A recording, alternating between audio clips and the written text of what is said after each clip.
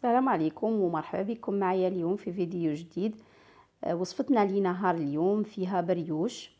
اخترت لكم بريوش بالشوكولا، محشي بالشوكولا. على بالي بلي كامل تعرفوا الوصفه تاع البريوش، ولكن اليوم انا جبتها لكم بوصفه بسيطه وما فيهاش ولا تعقيدات.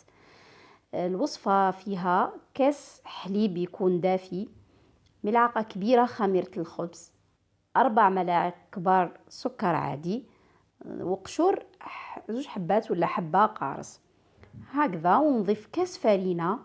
ومن بعد نخلي هذا الخليط يخمر لمدة 10 دقائق حتى يتضاعف هذا الخليط.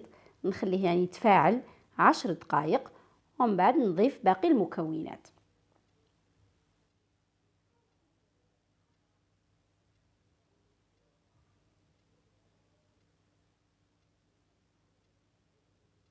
نغطيه بصاشي ونخليه يخمر لمدة 10 دقائق. بعد ما خمر وطلع الخليط معايا، نكمل باقي المكونات. راح نضيف هنا حبة بيض،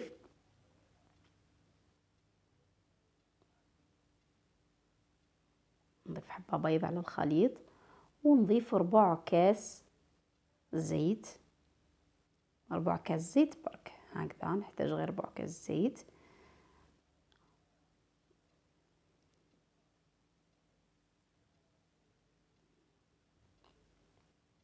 ونضيف ملعقة صغيرة من لافاني. هنا تقدري تكتفي فقط بقشور القارص، ولكن إذا حبيتي تزيدي لافاني من الأحسن. هكذا، ونضيف 4 كاس زيت، ونبدأ نضيف الفرينة ونضيف الملح. هكذا ملحي عادي لأنه البريوش يحب الملح. ديري الملح تاعك، وديري ملعقة صغيرة ما يعادل 5 غرام خميرة الحلويات.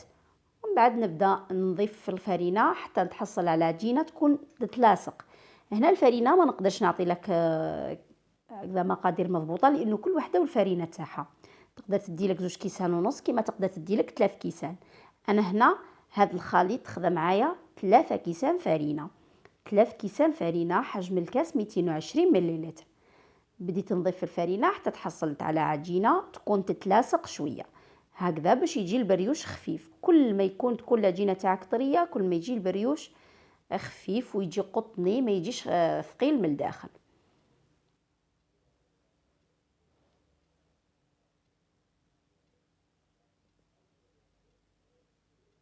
هكذا نبدا نضيف الفرينة حتى نتحصل على عجينة تتلاصق. بعدها رايحة نغطيها بكيس بلاستيكي ونخليها تخمر حتى يتضاعف الحجم تاعها. هكذا خليها تخمر مليح. كل ما يخمر البريوش ايضا كل ما راح يعطيك نتيجة احسن. هكذا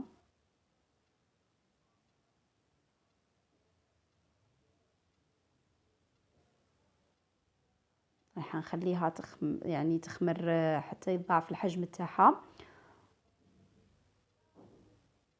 ونغطيها يعني نغطيها هنا كيما كي شفتي. يعني لميت العجينه حتى رجعت معايا عجينه تلاصق شويه. غطيتها بكيس بلاستيكي وخليتها تخمر حتى يتضاعف الحجم تاعها.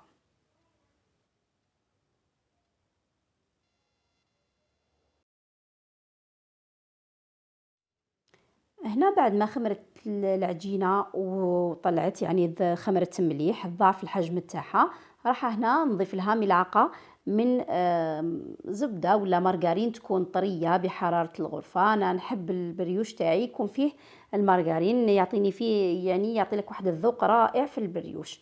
هكذا ندخل هذيك الملعقه مليح في العجين، ملعقه الزبده في العجين تاعي. ومن بعد نجي هنا نكور هذوك الحبات البريوش. انا هنا راح نديرهم حبات صغار، ورايحه نحاول انني نوزنهم على هكا باش يجوا على حبه واحده. وزن حبه البريوش من الاحسن تكون 75 غرام.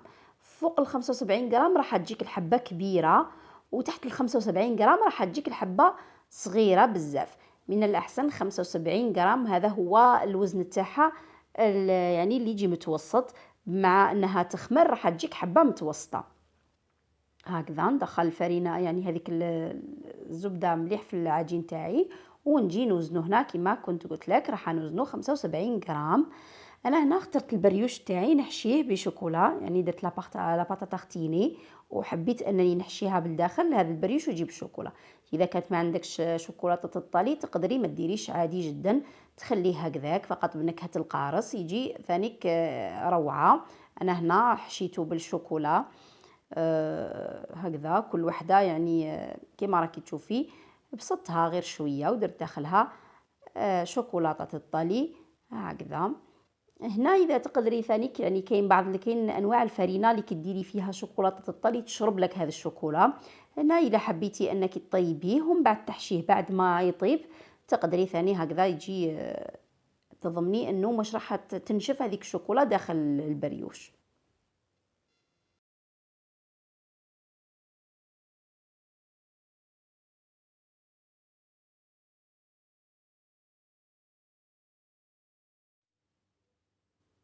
هكذا انا هنا نكمل كامل الحبات اللي عندي ومن بعد راح نديرهم في سنيوه نفرشها عليها ورق الطهي ونعاود نخليهم يخمروا للمره الثانيه. هنا تقدري انك البريوش تاعك تخليه يخمر المره الثانيه باش تقدري تقرصيه، يعني تخمريه زوج مرات.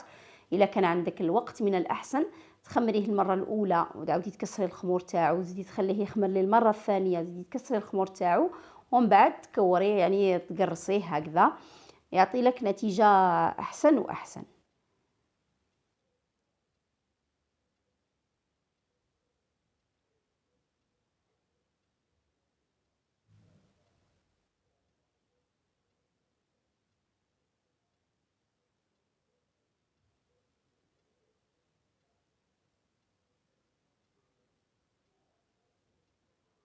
هكذا تحشيهم كامل بالشوكولا هكذا وهما وتحاولي تسقمي الحبه هكذا تعطي لها شكل دائري.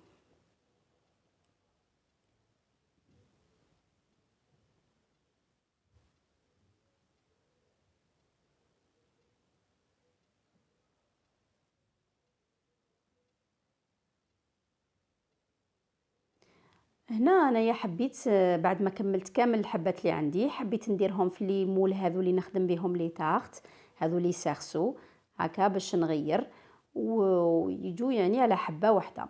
انت الا ما كانش عندك هذو لي مول عادي ديريهم تقرصيهم وديريهم عادي ومن بعد تخليهم يخمروا يضاعف حجم تاعهم لمده نصف ساعه ولا اكثر. كي يخمروا مليح نجيب هنا انا صفار حبه بيض نضيف لها ملعقه صغيره من الخل والابيض اذا كان موجود احسن وندير لها ملعقه صغيره من الحليب نخلط صفار البيض مليح وندير فوق يعني نطلي هذوك الحبات من الفوق هكذا. انا كان عندي كميه ثاني من الجلجلان درت عليها من الجلجلان من الفوق ونديرها طيب نكون سخنت الفرن تاعي على اقصى درجه يعني هكذا تسخنيه مليح مسبقا. ومن بعد كي تدخلي البريوش تاعك حاولي تنقصي الفرن حتى 180 درجة هكذا باش يطيب بطريقة جيدة. هذه هي النتيجة النهائية تاع البريوش جا صراحة روعة وجا خفيف. راح نحاول نفتح معكم حبة هكذا باش تشوفيها من الداخل كيفاش جات قطنية خاصة كي تخلي العجينة تاعك طرية هكذا راح يعطي لك البريوش نتيجة جيدة. نتمنى ان شاء الله الوصفة تاع نهار اليوم تنال اعجابكم وتجربوها. نتلاقاو ان شاء الله في وصفات اخرى. سلام.